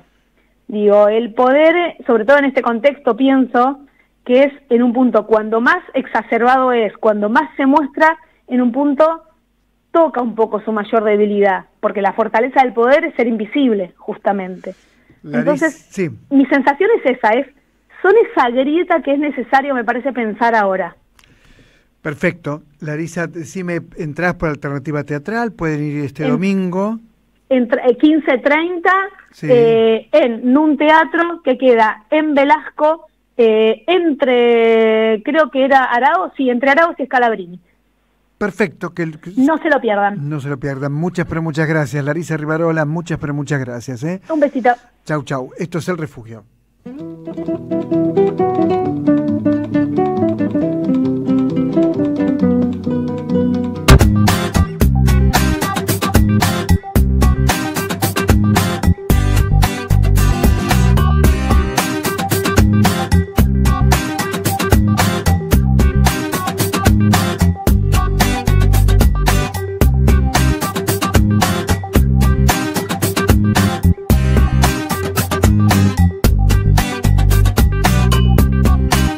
Seguí a la Radio de las Madres por YouTube.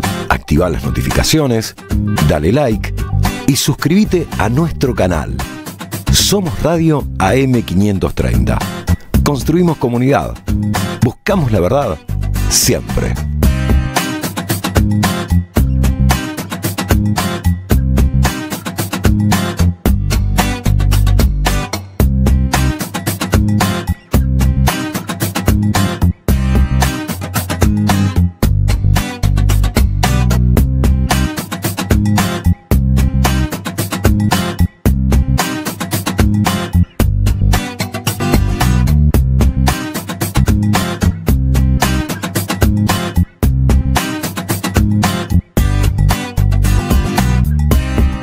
Somos Radio AM530. Construimos comunidad. Buscamos la verdad siempre.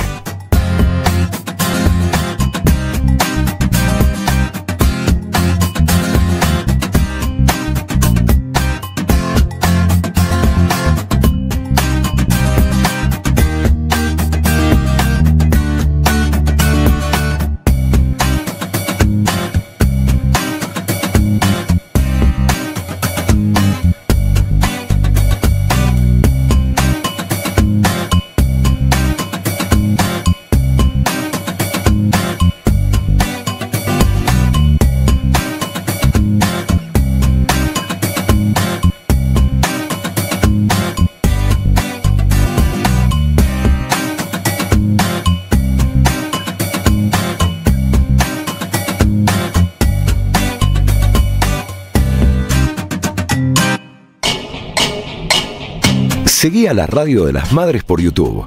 Activa las notificaciones, dale like y suscríbete a nuestro canal. Somos Radio AM500. La verdad que uno aprende. Canto ancestral, ¿no? De pronto descubro algo que es canto ancestral, que francamente uno piensa, bueno, ¿sabés qué es el canto ancestral? No, no sabés. Y es tan extraordinario lo que hace Miriam García, cantante, actriz, educadora popular. Que bienvenida. Bueno, muchas gracias. Bienvenida, qué bueno. Y esto, yo hablaba fuera del aire con ella, porque esto es streaming también, como verán. Esto es una caja. Exactamente, es una caja, un tambor de mano de doble parche, parche percutor, parche resonador. Tiene una chirlera que vibra cuando uno golpea el parche percutor. Y bueno, es un instrumento precolombino y preincaico que imita el sonido del trueno. Y me decías que todas las culturas tienen algo de este tipo. Exactamente, su canto ancestral, su canto primario, que es voces y tambores, ¿no? Voz y tambor, o simplemente voz. Y en tu caso, ¿cómo llegás a esto? Bueno, yo llego en una búsqueda que quería sonar la voz de alguna manera folclórica, pero digamos todo lo que había en el mercado folclórico no me convencía, y conozco un día a Leda Valladares, la escucho a ella y a Jerónima Sequeira en la Federación de Box, y bueno, y ahí dije, esto es lo que quiero hacer, y bueno, empecé a estudiar con Leda, y ahí empezó mi derrotero con el canto con caja. Y ahora te presentás en unos días. Exactamente, este sábado próximo 28, en Espacio Peces, en Barracas, un lugar muy hermoso, en Santa Elena al 400, creo que es 443, que hay una muestra que se llama Celebración, que justamente cierra la muestra clausura, y vamos a hacer parte de mi espectáculo Telúrica, que también es una celebración a estos cantos. Y en el escenario estás vos. Sí, yo sola con diferentes instrumentos. Además de la caja, toco otros instrumentos de origen ancestral. Hagamos algo aquí. Bueno, en vivo. Es un privilegio esto, ¿eh?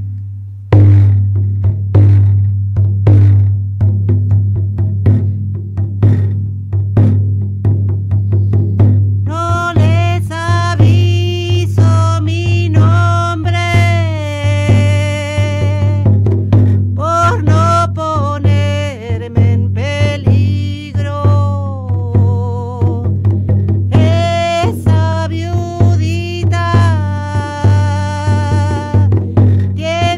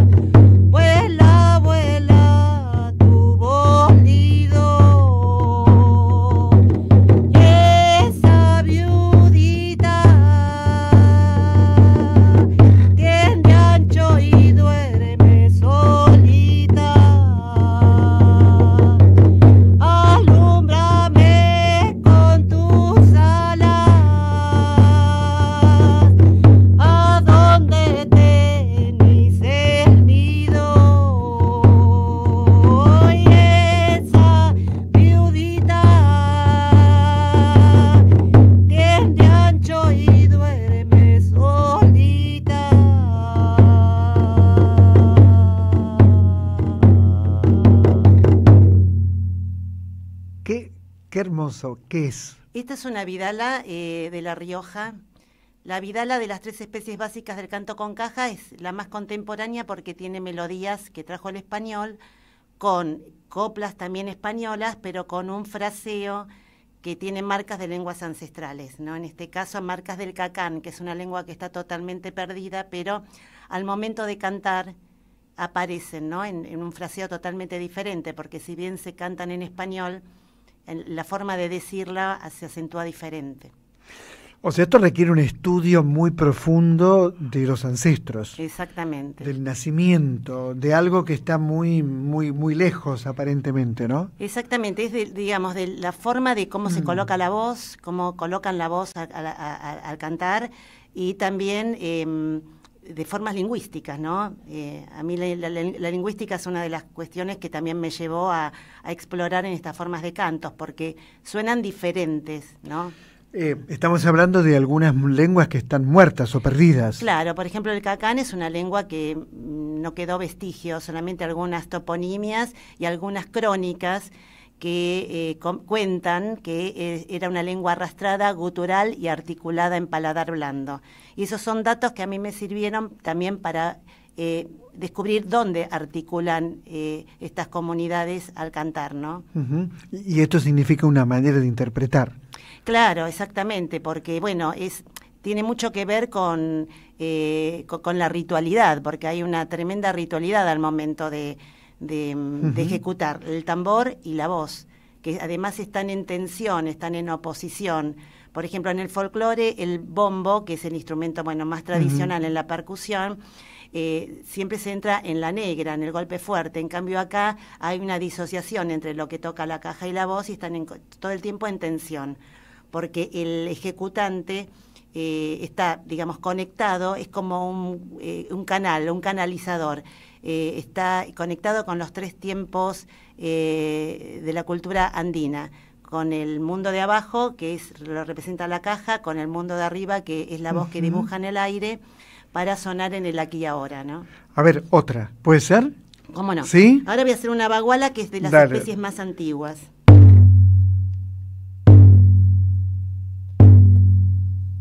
Aquí estoy porque he venido planta de pimiento,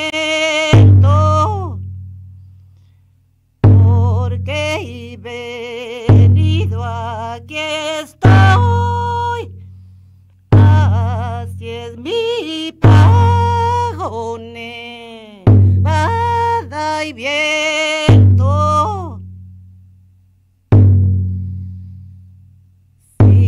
No le gusta mi modo planta de pimiento, como he venido me voy, así es mi pago, nevada y viento. Fantástico. ¿Esto es? Esto es una baguala. Y a diferencia de la vidala, tiene mucha ornamentación al cantar, ¿no? Tiene falsetes, donde cuando la voz se adelgaza hacia arriba, derrumbes cuando cae, quejidos, y a su vez tiene copla. La copla es el formato poético con que se cantan las 3 especies, y al ser una fórmula, esto es una fórmula de presentación. Aquí estoy porque he venido, aquí estoy, si no les gusta mi modo, como he venido me voy. Qué buena, esa es la letra. Claro, esa es la copla, que es una copla que aparece en diferentes formas, pero siempre es una copla de presentación. Yo soy esa fulanita, yo soy la que siempre he sido, no me hago ni me deshago en este ser no más vivo. Hay una cantidad de fórmulas de presentación y fórmulas de despedida, porque un cantor o una cantora cuando arranca a cantar no arranca de la nada, arranca de una fórmula de presentación. ¿Con qué se va a encontrar quien vaya y cómo hace para ir el sábado? Bueno, el sábado es con entrada libre y gratuita. ¿Libre y gratuita? Sí, libre y gratuita. Empieza a las 17 porque para que puedan recorrer la muestra. Yo voy a estar más o menos tocando entre 18:30 y 19, y se van a encontrar con una cantidad de repertorios de tradición oral, con instrumentos también, además de la caja, otros tipos de instrumentos ancestrales, con un sonido particular y también con cantos colectivos, porque ese es un canto que crea comunidad. Entonces, la idea también es que cantemos entre todos. ¿Y en tu origen hay algo vinculado con todo esto? Bueno, en realidad yo tengo orígenes guaraníes por parte de mi madre y por parte de mi padre españoles, pero Leda siempre nos hacía escuchar una cantidad de cantos también de ancestrales, por ejemplo, de León, de donde es mi abuelo, y preguntaba, ¿qué les parece que es esto? Y sonaba como una baguala, ¿no? Entonces yo creo que uno en esa búsqueda de sus raíces va encontrando todo este tipo de cosas, ¿no? Y va recolectando también. Título del espectáculo. Telúrica. Telúrica. Así es. Horario 17 horas. 17 horas empieza el recorrido de la muestra y yo voy a estar alrededor de las 18:30. Lugar, repitámoslo. Sí, es en la calle Santa Elena 443. En Barrancas. En Barracas. Barracas. Es un lugar precioso de Barracas. Maravilloso, Miriam García, muchas gracias. Bueno, no, por favor. Muchas gracias. Gracias. Excelente, a concurrir, a verla, a disfrutar con esto que es muy bueno. Hay muchísimos mensajes, vamos a tratar de leer algunos. Esto es El Refugio y ya volvemos.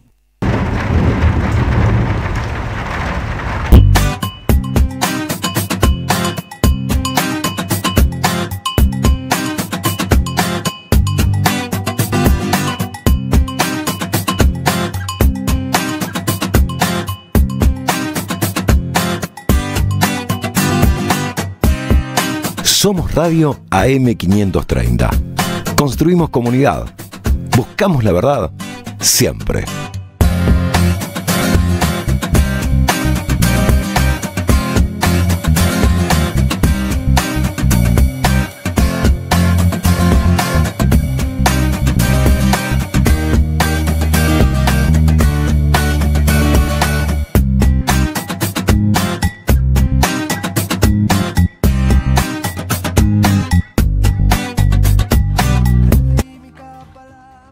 Siempre nos quedan los mensajes, muchos mensajes nos quedan afuera, ¿no? Pero por ejemplo, hay uno de San Luis, de Tili Sarao. Así está escrito, Tili Sarao, yo no conozco. De San Luis, un gran abrazo resistiendo. Buenas noches, Osvaldo, lo escucho desde Tili Sarao, Buenas noches, Osvaldo. Bueno, María José Gómez, brillante la entrevista con Jorge Alemán desde su mirada tan lacaniana y lúcida en este presente tan cruel. Qué interesante, Larisa, esta obra de teatro, también otro mensaje para Larisa. Bueno, hay muchos más, pero quiero darle un lugar al cine, aunque sea sobre el final, ¿no es cierto? Así que vamos a saludar a nuestra estrella, Ulises Rodríguez, que seguramente nos va a hablar, si tenemos tiempo, del Festival de Cine de General Pico de La Pampa. Si es que lo podemos localizar. Mientras les leo más mensajes, ¿no? Hola, Osvaldo Quiroga, Mi reino por un caballo, dice, el de su joroba, está hablando de Ricardo III y está hablando de la introducción, ¿no? de lo primero que hicimos, que fue un editorial vinculado con todo esto que tiene que ver con la crueldad. Griselda Alisa dice, hermoso diálogo con Jorge Alemán, Gris de la Plata, siempre tan interesante todo lo que haces. Bueno, muchísimas gracias, muchas gracias. Y ahora sí lo tenemos en el aire. Está acá, creo, o en General Pico, no lo sé, Ulises Rodríguez. ¿Cómo estás, Ulises? Osvaldo Quiroga, ¿cómo estás? Hola, Osvaldo, buenas noches, hola a todos y todas ahí. Venimos, atrasados, pero te escuchamos únicamente a vos. Bueno, dale. Gracias. Dale. Bueno, en realidad es para darle difusión al Festival de Cine de General Pico, que está cerrando mañana la convocatoria. Entonces yo no quería dejar pasar como la oportunidad de que más personas se enteraran, sobre todo gente que se dedica al cine, a la producción audiovisual, que se entere de que hay un festival de cine en La Pampa, el único festival nacional de cine que tiene la provincia de La Pampa, y que pueden participar. Pero me gustaría que escuchen a quien es la programadora de este festival, Ana Contreras, que ella nos va a hacer la invitación especial para poder participar del festival. Hola a todos y a todas, mi nombre es Ana Contreras, soy programadora del Festival Nacional de Cine de General Pico. un festival que ocurre en la provincia de La Pampa entre el 7 y el 13 de agosto este año, que va por su 9ª edición, y los invito a inscribirse porque el viernes se cierra el tiempo estipulado a nuestras categorías de largos nacionales, cortos nacionales y cortos regionales. Además, para todos los que quieran venir están más que invitados. Esa semana vamos a tener secciones paralelas como rescates, donde intentamos pensar películas restauradas o remasterizadas o las diversas versiones de quienes trabajan volviendo a la vida nuestro cine nacional. También hay películas en funciones especiales que nos interesan porque tienen que ver con algún tema específico del momento. Tenemos masterclass, este año tenemos un lab a cargo de Mau Vialena y Tatiana Mazú. Bueno, y básicamente todas nuestras ganas de encontrarnos para ver cine en el cine, algo que está muy en peligro, así que los esperamos. Abrazo grande. Qué bueno, ¿no? Que haya un festival en General Pico, qué idea estupenda. Esto tiene ya varias ediciones. Contanos, Ulises.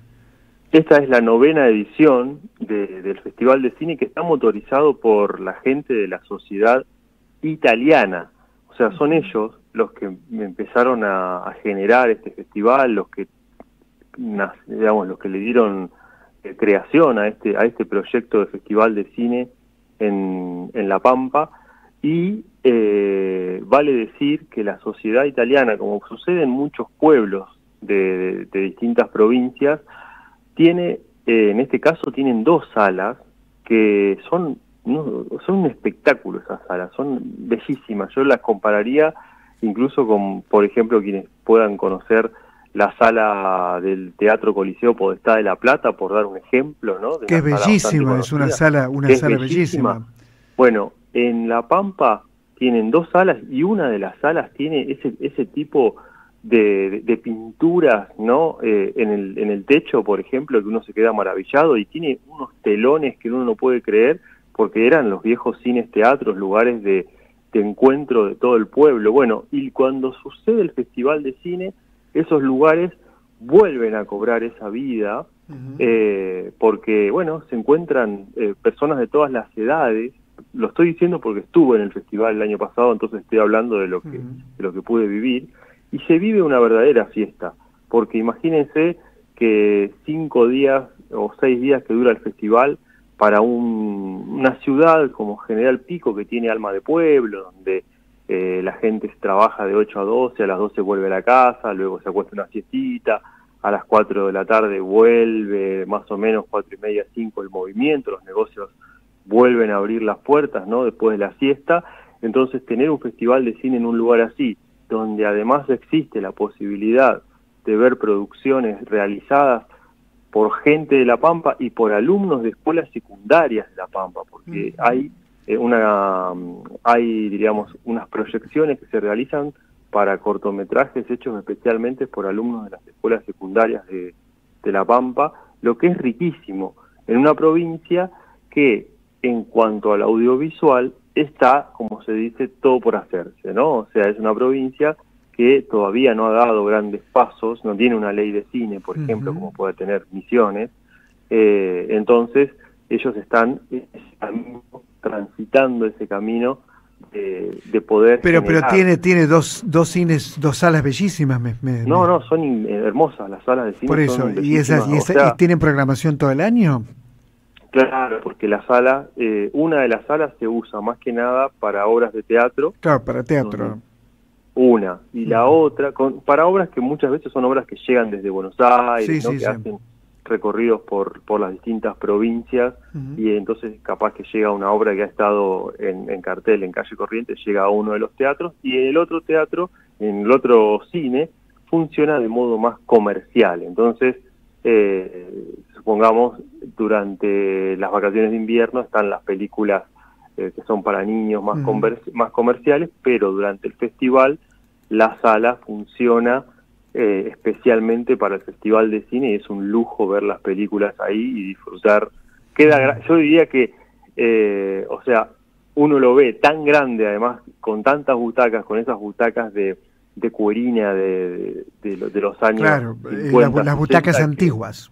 Exacto, es un lujo, es un lujo. Ulises, recordame si tenés el dato aproximado, Sí, claro. la distancia que hay de Buenos Aires a General Pico, aproximadamente. Yo lo voy a decir en horas, 8 horas de viaje son. Es bastante lejos. No es cerca, no es nada cerca. A veces uno cree que es más cerca, pero claro. no es tan cerca. ¿Cómo reacciona el público y qué público tiene? ¿Tiene público del lugar o hay público que va desde otras localidades? Hay mucho público que va desde Santa Rosa, que es la capital, ¿no? Claro. Exacto, viajan. El año pasado me encontré con mucha gente de Santa Rosa que iba especialmente, gente cinéfila o gente que de algún modo tiene alguna relación con el cine, ya sea porque le gusta, no sé, porque ha hecho talleres de crítica, porque alguna vez realizó un cortometraje o tiene algún tipo de relación especial con el cine, viajan en esos días que está el festival, porque bueno, es una oportunidad, uno porque vive en Buenos Aires y tiene todo el tiempo posibilidades de festivales de cine, festivales de teatro, festivales de lo que sea, pero bueno, cuando sucede en un lugar así, los que amamos el cine, diríamos, nos movilizamos hasta donde sea para poder ver las películas que luego no se van a ver nunca más, porque hay cine italiano, claro. porque o sea, hay cine de toda la provincia y hay cine de todo el país, ¿no? Hay un panorama internacional, hay rescate, o sea, es muy rico el Festival de Cine en La Pampa, y vuelvo a repetir, mañana es el último día para presentar producciones, entonces no quería dejar pasar esta oportunidad de un festival que no es que salen los grandes diarios, como decimos siempre, no, esta información, entonces está bien que seamos nosotros quienes podamos contarla. El festival es en agosto, ¿no? El festival se hace en agosto, claro, pero bueno, la selección cierra para claro, pero es importante ir agendándolo. Repitamos los días de agosto. Se hace desde el día 7 al 13 de agosto. Perfecto, 7 al 13 de agosto. Ulises Rodríguez, muchas gracias por este contacto, y bueno, un poco tarde, pero ahora cortamos, viste, Dani Franco lo corta, lo manda, lo sube, y es como si fueran las 4 de la tarde, no sé. Él lo convierte en eso, es medio raro Dani Franco en esas cosas, porque te da un corte y después aparece en streaming a las 2 de la mañana, 3 de la tarde, es un personaje extraño. Exacto. Te mando un abrazo, Ulises Rodríguez. Bueno, un gran abrazo para todos allí, gracias por el espacio. Hasta la próxima. Hasta la próxima. Bueno, estamos terminando el programa.